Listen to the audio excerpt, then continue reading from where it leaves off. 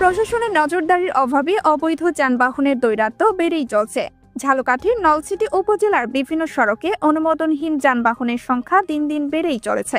বিশেষ করে 3 চাকার ডিজেল চালিত ডাইসু চলাচলের ফলে সড়কগুলো হয়ে উঠেছে ঝুঁকিপূর্ণ। এসব যানবাহনের চালকদের বেশিরভাগেরই নেই বৈধ লাইসেন্স বা কোনো ধরনের প্রশিক্ষণ, ফলে প্রতিনিয়ত ঘটছে দুর্ঘটনা। একদিকে চালকরা নিজেরাই দুর্ঘটনার শিকার হচ্ছেন, অন্যদিকে পথচারীদের জন্য তৈরি হচ্ছে মৃত্যু ঝুঁকি।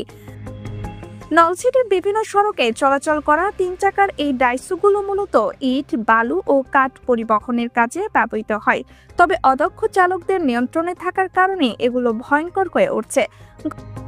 গত কয়েক বছরে উপজেলার সড়কগুলোতে ঘটে যাওয়া দুর্ঘটনার বেশিরভাগই ডাইসুর কারণে ঘটেছে।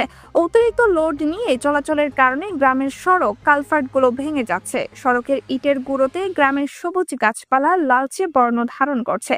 গ্রামের মানুষের জীবনযাত্রার মান ব্যাহত হচ্ছে, বাড়ছে শ্বাসকষ্ট, হাঁপানি, অ্যাজমার মতো রোগবালাই। শব্দ দূষণ, বায়ু দূষণের মাত্রা দিন দিন বেড়েই চলছে। 2021 সালের 4 ফেব্রুয়ারি ডাইসু দুর্ঘটনায় প্রাণ হারান মোহাম্মদ নয়ন হোসেন নামে এক হেলপার।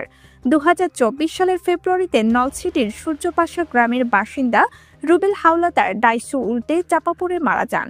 এছাড়া 2022 সালে শুকতারা ব্রিক্স এলাকায় ইটবোঝাই ডাইসুর নিচে চাপা পড়ে ভাবনা নামে 5ম শ্রেণীর এক শিক্ষার্থী নিহত হয়। স্থানীয় প্রভাবশালীদের চাপে ঘটনাটি ধামাচাপা পড়ে এবং ক্ষতিপূরণের মাধ্যমে মীমাংসা করা হয়।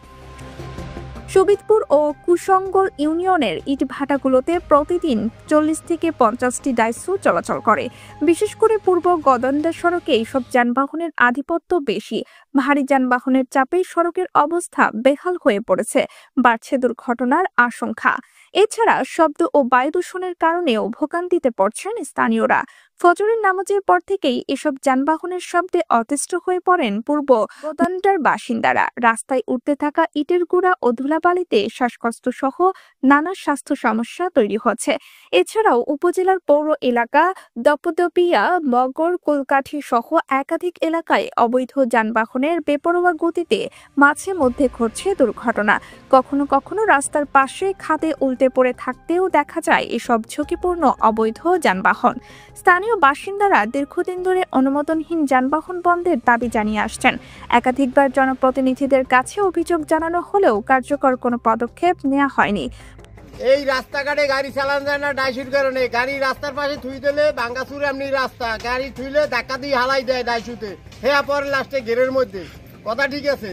এখন এই প্রতিটি দুর্ঘটনার পর সামাজিক যোগাযোগ মাধ্যম ও স্থানীয় মহলে প্রতিবাদ হলেও প্রশাসন নীরব ভূমিকা পালন করছে। অভিযোগ রয়েছে এইসব অবৈধ যানবাহনের মালিকদের মধ্যে প্রভাবশালী ব্যক্তিরা রয়েছেন, ফলে তাদের বিরুদ্ধে লিখিত অভিযোগ করতে সাহস পান না সাধারণ মানুষ। মৌখিকভাবে বিভিন্ন দপ্তরে অভিযোগ করা হলেও তেমন কোনো প্রতিকার মেলেনি। ইটভাটা যেসব এলাকায় বেশি, সে এলাকায় এসব অবৈধ যানবাহনের দাপট দেখা যায়ও বেশি। নলছিটির সাধারণ মানুষ দ্রুত কঠোর ব্যবস্থা নেওয়ার দাবি জানিয়েছেন। তারা চান প্রশাসন অবৈধ যানবাহনের বিরুদ্ধে নিয়মিত অভিযান পরিচালনা করুক এবং অদক্ষ চালকদের বিরুদ্ধে আইনগত ব্যবস্থা নিক। সামনে ঈদুল ফিতর, তখন ডাইসু দৌরাত্ম্য নিয়ন্ত্রণে আনতে না পারলে সড়ক পরিণত হতে পারে মৃত্যুপুরীতে। স্থানীয় সচেতন মহল বলেন, এখনই কার্যকর উদ্যোগ না নিলে ভবিষ্যতে আরও ভয়াবহ দুর্ঘটনা ঘটতে পারে।